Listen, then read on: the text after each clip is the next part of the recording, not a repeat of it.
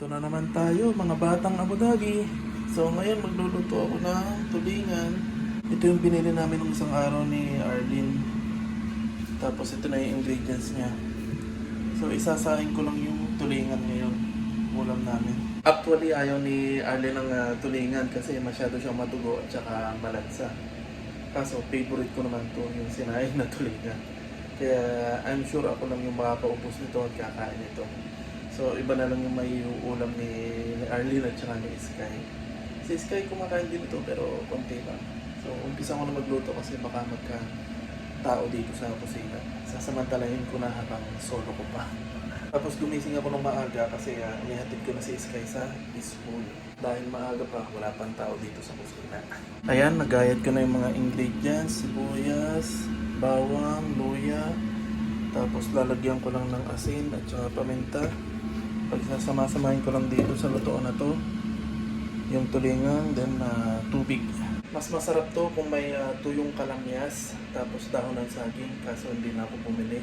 Sa palayok niluluto, tapos kahoy. Pero syempre nasa abroad tayo, so dito lang natin lulutuin at saka ito lang ingredients nito. Pakukulang ko lang to sa tubig and then that's it.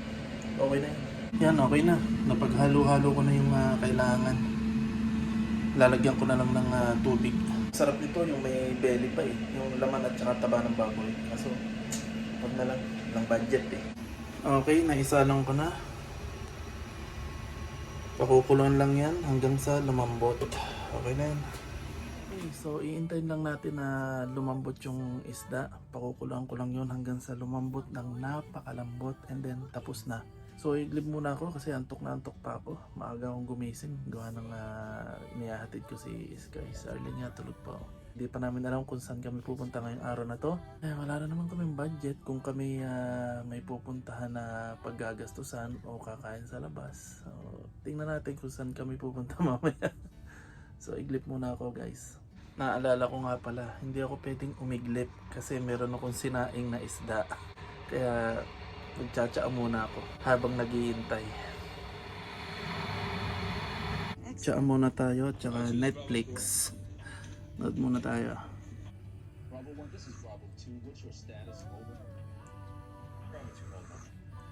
Okay guys, ito na yung aking sinaing na tulingan. Madilaw-dilaw na yung kanyang patis. Dinagdagan ko nga pala ito ng patis, konting suka. Sunduin muna natin si Sky sa school. And then, sabay-sabay na kaming kakain.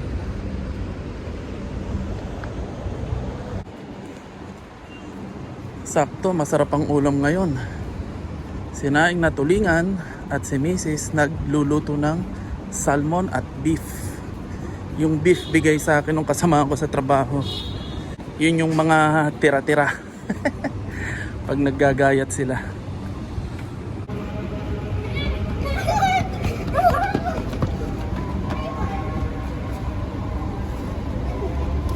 Guys, nandito na si Sky. Hi Sky, kamusta school? Okay lang. Nag-race kayo ni Khalil? Opo. Nag-say goodbye ka na? Opo. Hey! Hey! Hinako! Hinako!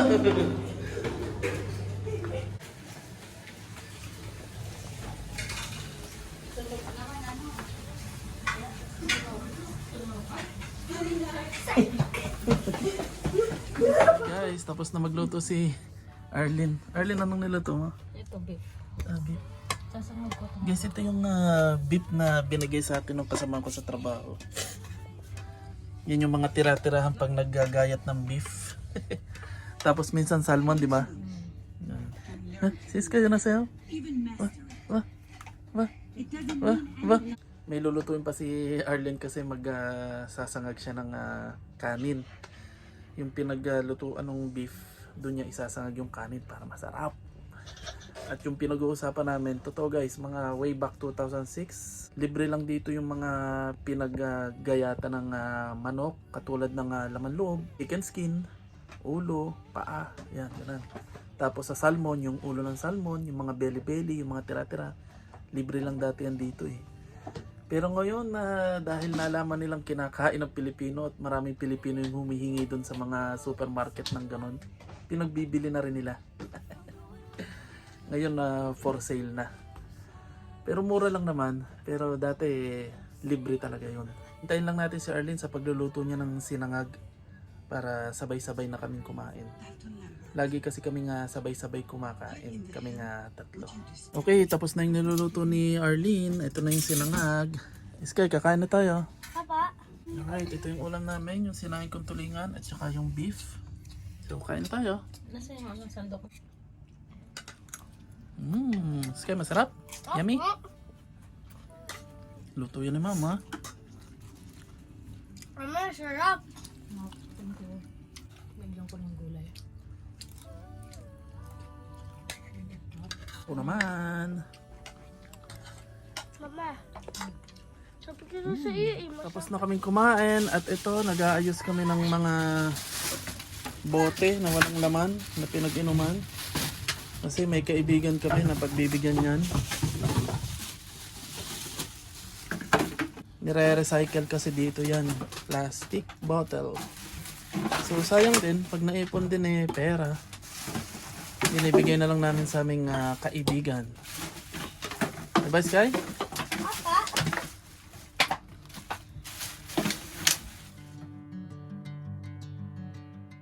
Alright guys, nakapaligo na ako. Umiglip ako at sobrang antok ko talaga. Si Sky naligo na rin kasi sobrang init. And then ngayon lalabas kami, maglalakad-lakad. Bag na rin ni Arlene yung mga empty water bottle. Pipikapin yan mamayang gabi nung kaibigan namin.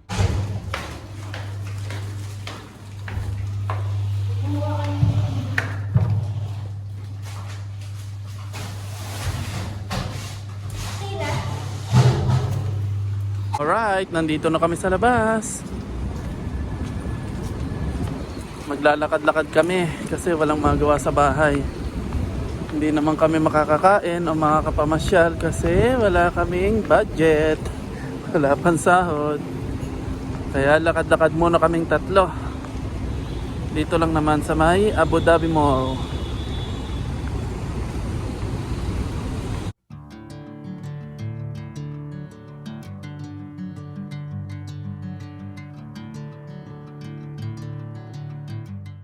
Alam nyo, ang mahirap ngayon, yung kagaya ng nangyari sa amin. Naka-sponsor sa akin yung mag-ina ko, tapos nawalan ako ng trabaho.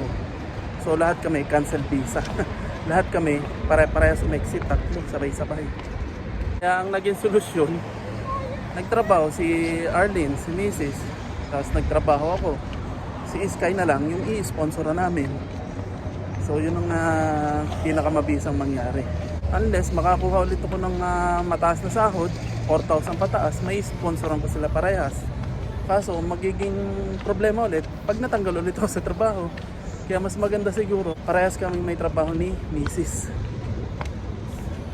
Tapos kung sino yung may matibay-tibay na company, doon na lang ipapa-sponsor si Sky o ipapangalan yung sponsorship na company. Tingnan nga natin itong bagong bukas na Seva o Saba. Branch daw to ng Carrefour. Sabi ni Arlene, ito daw yung panlaban ng Carrefour sa Viva Supermarket. So yung mga paninda niya, yung mga hindi commercial na product, yung mga hindi kilalang brand, parang Viva.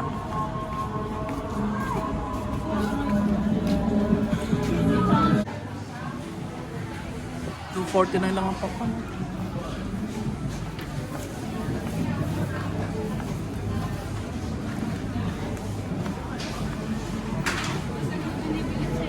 Ayaw nga, magkano sa Carrefour? Into golden sunlight. If I'm going with you, I know we'll get to the other side.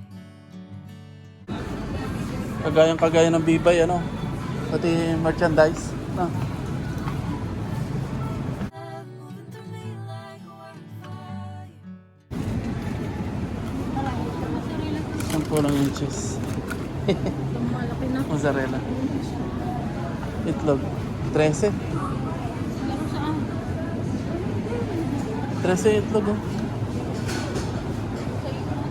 Ay, 7. Yung kalahati. Kalahating dosena. Tama ba? Oo. 15. Isang dosena. 15. Ayan o. 15. Oo nga.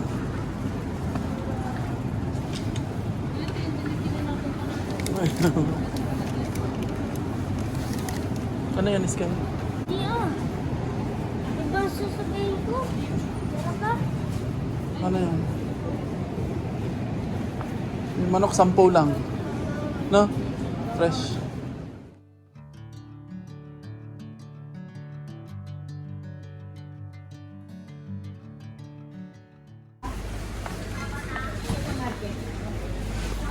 Oh, yung manok 10 lang. Ubos na. Early, no? 800. Okay, sa?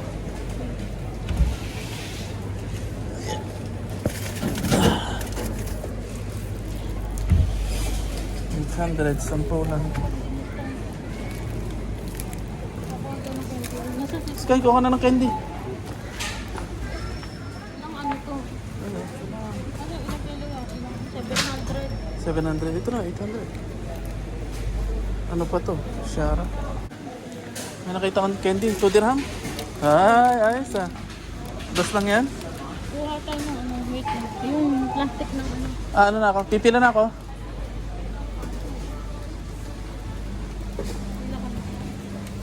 Kano lahat? 10 tsaka yung kay Sky. Yan na, 20. May maraming barya kasi. Oh, 15 yan. Kuha ko na.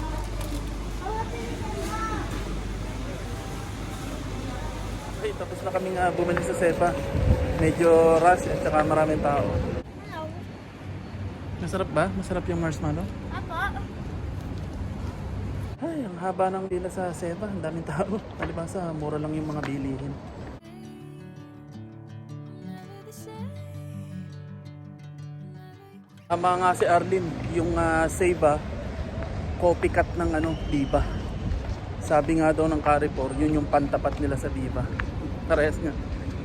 Yung merchandise, yung presyo, yung serbisyo, yung itsura. Iisang-iisa. Kaso wala pa siya sa mall. Andito pa siya sa mga iisa pa yung branch niya sa labas. If I'm going with you, I know we'll get to the other side. Sinking in, I know this feels right. Catching a breeze, love moving through me like a wildfire, like a wildfire.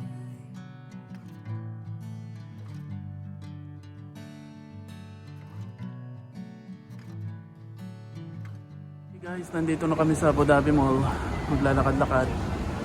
Ito yung mag-ina ko.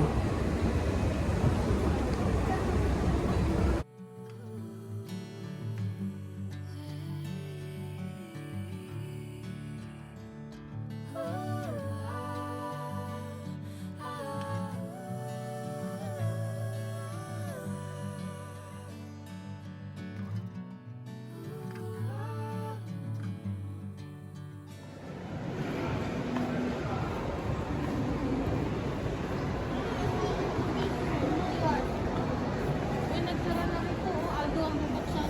Ano nga yan dati? Oh, ang dami ko na nagsara. Oh. Oo.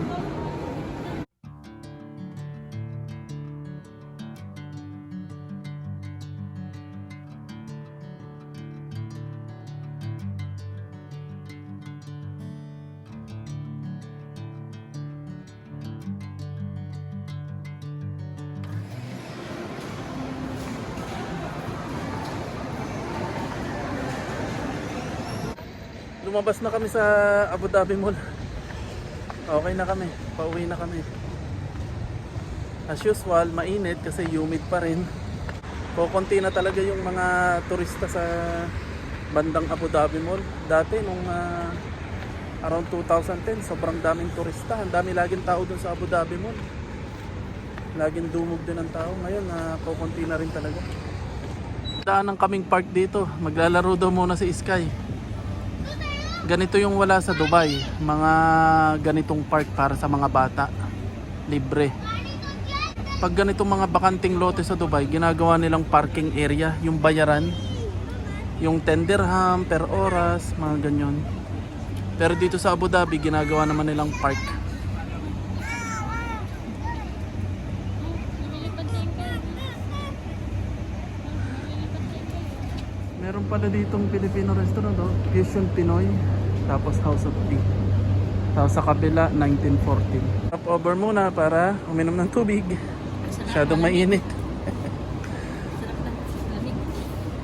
Alright, mga batang Abu Dhabi. Goods na kami. Pauwi na. Ha? Oh, sige. Goods na kami, goods na. Pauwi na kami nito.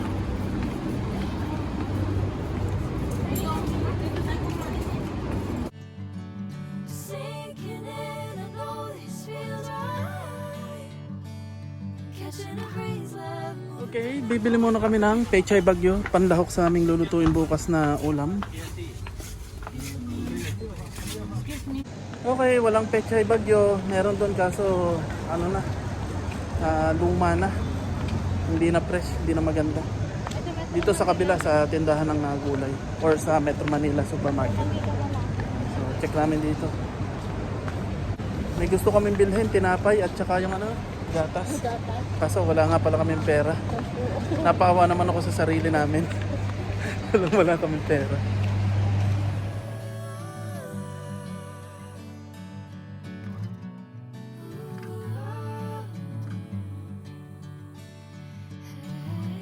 Hey guys, nakarating din kami dito sa bahay. So yun lang naman ang ginawa namin ngayong araw.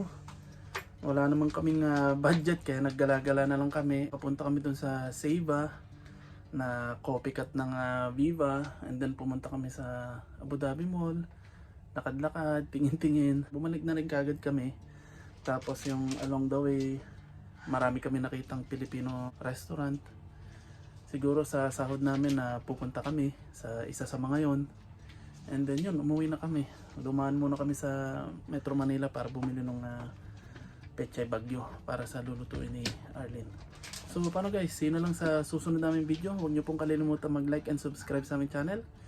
And bye-bye na po. Bye. Peace guys. Bye. Finally, I can rest. Ito, ang sakit na eh. Sakit na? Papa, kasi kanina pa ako naglalakad. Okay, so finally you can rest. Parang 5 miles yun. Okay, bye-bye ka na. Bye. Like and subscribe. Bye-bye mama. Bye.